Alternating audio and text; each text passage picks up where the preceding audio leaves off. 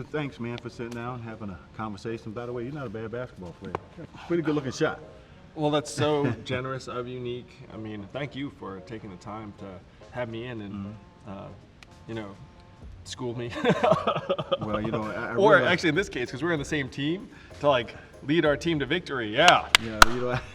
Yeah, it made me realize real quick this is a young man's game, so I subbed myself out. Well, you staked us a lead, yeah, and then you came in and closed out when we needed.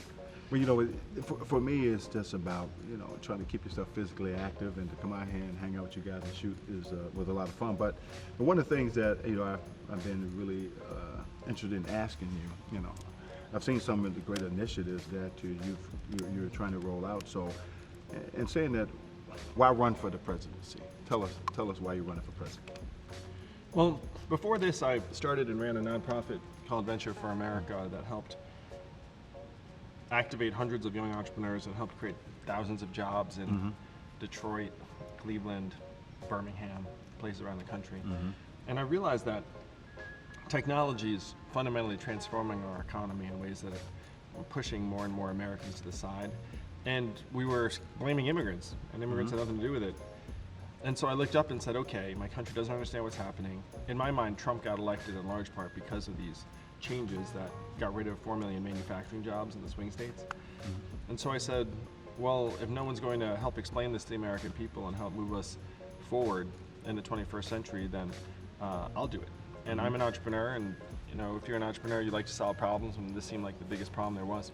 So how do you think the UBI will benefit the U.S., especially in minority communities? So universal basic income is an idea that's been around for decades.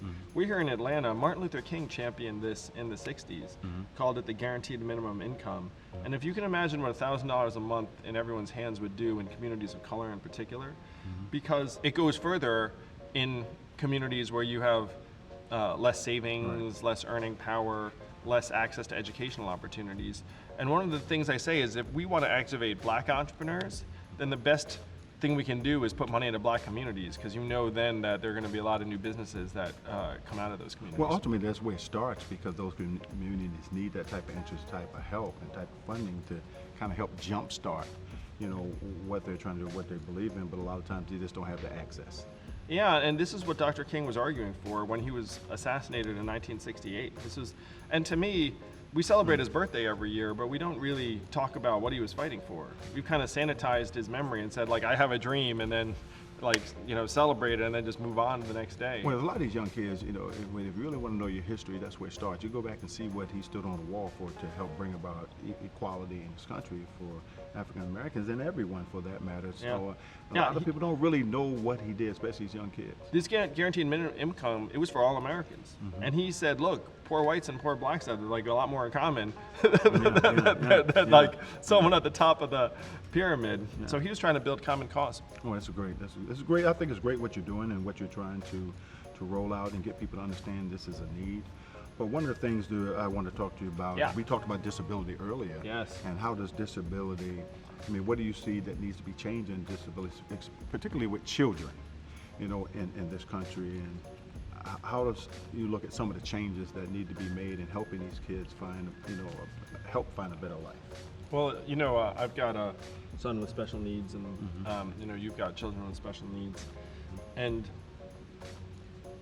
we're fortunate where we're able to get our kids a lot of what they need. But I've met hundreds, thousands of parents and families around the country that are on an island, left alone, and school districts don't have the resources 9 times out of 10. So you look up, and to me what I'm saying is that special needs or disabilities are the new normal. Where if you look at the levels of autism in young kids, it's the new normal. Right. So our schools aren't prepared. They're under-equipped, but it's not just the schools, it's really the way we think about ourselves and our value. And I was talking to an activist group for the disabled, and they were making an argument that said, look, if we change schools and workplaces, a lot more of these people will be able to work in various environments and will be able to contribute at these levels. And I said, that is 100% right, But we cannot fall prey to saying that the reason why everyone has value is because they can work and make contributions economically. Instead, we have to actually say, look, instead of this corporate profits measurement we're using, we should actually be measuring our own well-being as the measuring stick for our society. And then if you have that as a measuring stick, then it becomes much more natural to say, well, look, you've got a generation of kids who need different things, so we need to put those resources in place for the parents when the kids are born, in the schools, and then many of these people are going to need different accommodations and resources after school. It's not just a kid thing. Special needs children often become adults who also have special needs.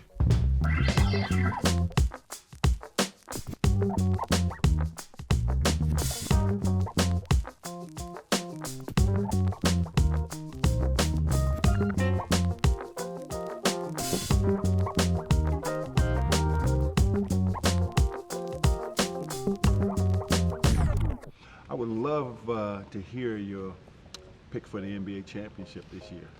I know you were thinking the Hawks. I mean, I know that was on your mind, but give us your thought. What do you think will win it this year? I picked the Clippers at the beginning of the season. Okay. And there's no reason I think to change that pick. They seem like the most complete team. Kawhi's already proven he can do it. Paul George is somehow like an underrated top. Oh yeah. Top 10 He played player. very well last night. He played very well. So those guys, Doc Rivers is a championship level coach. They've got depth. They've got veterans. Their biggest obstacle in my mind is the Lakers, particularly because, frankly, the Lakers are going to have home court advantage against them, no matter whether it's like a home game or whatever. So if they're in a series, right, it doesn't matter. I mean, that's mostly a Laker town. Right? Yeah, exactly. So if you're the Clippers, you have to play against a hostile crowd like 6 or 7 times in the same series. Yeah. So that could be a drag. But I picked the Clippers at the beginning, and they seem like the most complete team. Cool. Sorry, Hawks. You know how it is. Well, at least you're here in our town. You've played with a couple of the Hawks, execs here, so I'm that's a good Hawks enough fan. for me. You guys are well managed. You got a young, exciting team, like a lot of potential. Well, yeah, we have a very young, energetic team. Trae Young, man, that guy. Yeah, you took the words out of my mouth. Trae Young is an up-and-coming superstar in this league, and all the accolades that he's getting, he's earned it. He deserves it. But I think our ownership has done a wonderful job of putting the right piece. Because you're young, you got to grow first before you become anything. You know what I'll say about the Hawks, which is unlike a lot of the other teams? It is clear that the team has a vision for how they want to play, has a vision for what kind of players to bring in. And because of that, you're going to succeed. There are a lot of other teams that I was like, I don't know what you're doing. the Hawks, it's totally clear. They know what they want to do and they're doing it. Well, Tony Ressler and Travis Link, who is our GM and owner of the team, they really have a vision of because he wants to win a championship. So no big question about it. And I think Travis is doing a good job of putting the right pieces together, and that's going to take time. People have to be patient. But I believe we're going to get there. We're on the right track, and I couldn't be happier with what we have. So we have a show called The Dominant Ones, and basically what The Dominant Ones are about, it's not so much about winning and losing, but what it takes to complete a mission, complete a goal, to become someone in life. And it's not so much about the championships in the rings, but it's also about winning in life. I love that, man. Yeah. And so what the dominance one, we always ask people this question: what does dominance mean to you? Because you had to be dominant, you had to have a focus in your life to get to this point in life, even not just in running for the presidency, but in business and things of that, even being a parent. So what does dominant mean to you? Well, you and I talked about being a parent. It's like you realize that to be a parent, it's a combination of you telling them what to do, but a lot more of it is trying to find out where they are and meeting them where they are and trying to work from the ground up. I mean, that to me has been the path to my success, is that you have a vision and you want to accomplish that vision, but then you have to find out where people are and then try and bring the vision to them in a way that they'll actually get excited about it. Well, because we both know without